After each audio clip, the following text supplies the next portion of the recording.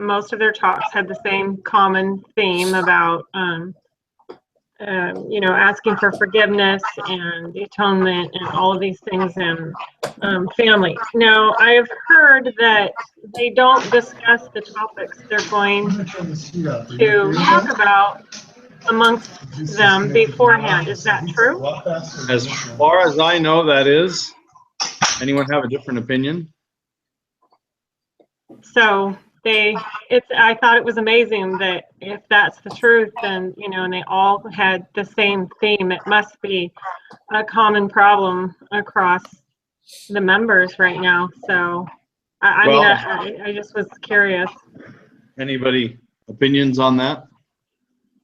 And by the way, welcome, Heather. We'd love to see your smiling face as always. I had heard the same thing, that they pick their own subject. It was not assigned. Yeah, and I don't think, and as long as I know, I don't know if they ever have been. It's one of those that they try to go by with the inspiration as the Spirit gives them, and they write their talks accordingly. So either the brethren or the sisters, as far as I know. Well, it was definitely an amazing experience. So. Yeah.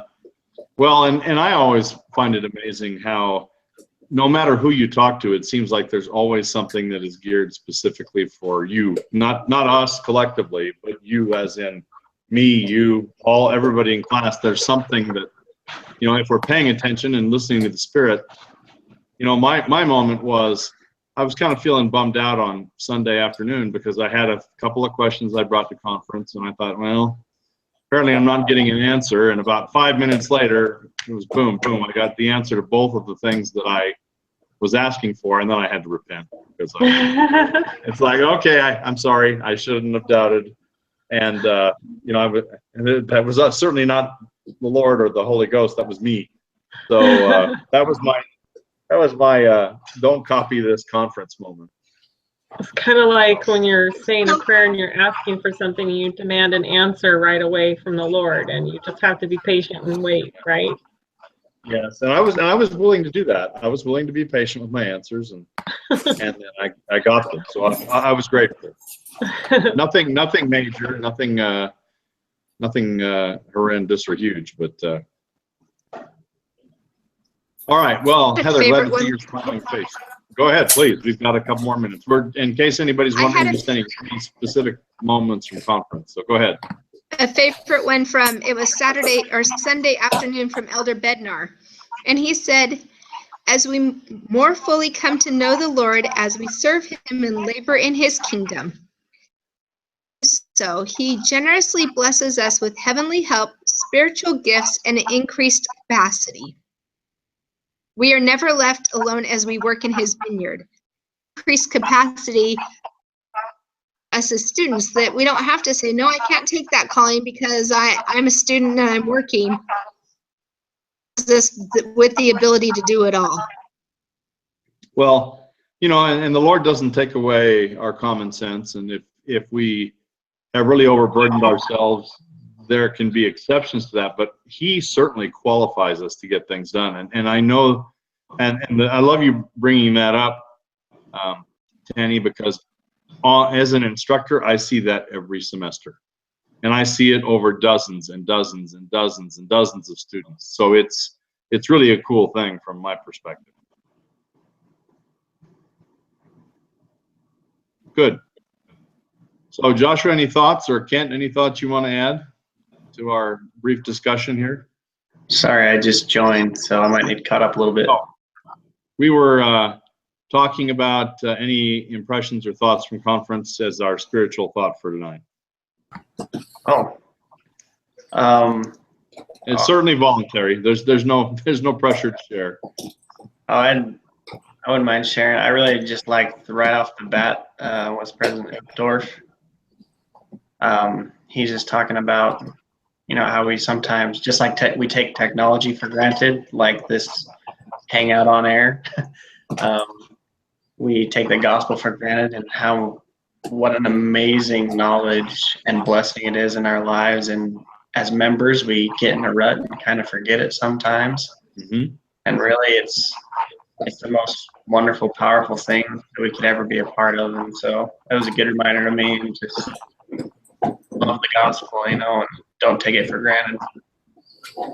And even though sometimes we think we're some little itty bitty portion of this, I loved that graphic that was an elder. Oh, good grief! The one that showed the gospel spreading across the earth. The one that showed, it started with 1 or 2 people, and then it was a bunch here, and it's spreading to fill the earth. Elder Anderson. Yes, thank you. Elder Anderson's talk. That graphic was awesome. I think that goes along with what you're talking about too, from that perspective, Kent. All right. Okay. Well, let's thank you for those thoughts.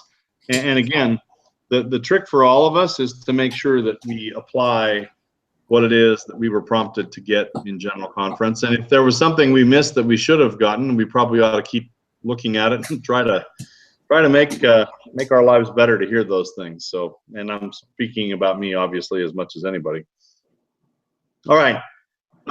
For the 5 of you here, questions, comments, concerns on anything with the class, either the doohickeys assignment or any others specifics that we can talk about?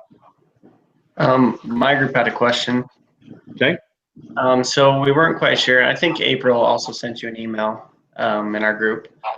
But we weren't sure. So each week, the problem, do we come up with 3 problems, or is the problem for the week that topic, like discrimination, or? It's kind of a yes answer to both of that. So you're going to have any of the content that you're writing about. Now, this one's kind of strange because you've got a lot of content for weeks 0 through 5, a lot of choices to choose from. Mm-hmm. So basically 3 problems with 4 solutions each out of any of the content that we talked about. Okay. So tonight we're about diversity. So let's say you say 2 out of those 3 problems are diversity related. Well, great, that's fine. Then you're going to give me 4 answers about one issue, 4 answers about another, and 4 answers about a third. So the magic number that should be in your head is 12. Okay. 3 problems with 4 solutions.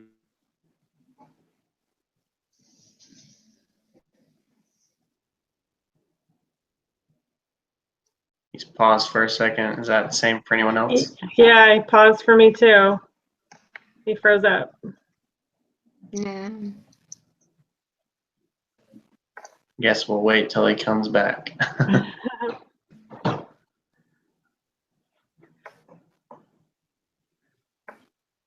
So maybe you guys understand the same way. So we come up with 3 problems, and it can be from any material that is within that section for the first 5 weeks or whatever.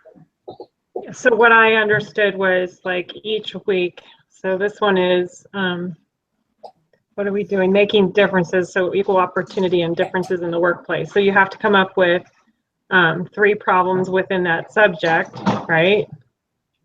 Yeah. No. Yeah. So it's No, 1 problem. So from what he just said, I believe is the first. So the first section is for the papers due at the end of week 5. We come up with 3 problems within those 5 weeks, and so it can be 2 out of diversity, 1 out of. Oh, okay. Sexual harassment is next week. And then so we have to have. Yeah, 12. I agree. I agree with Kent. Okay. But I think, Annette, for how we set ours up, we kind of pre-assigned ourselves to find the problems within, like we're week 1, right? Yeah. We only separated out 3 weeks too, and there's 4 weeks.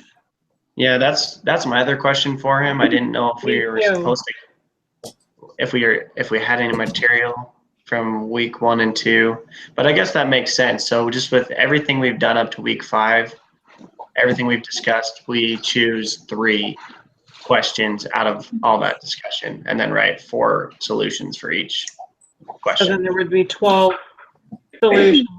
Yep, 12. Yeah. So that makes sense. And he sent a link or an email, and in his email, the beginning of the week had a sample paper. Uh-huh.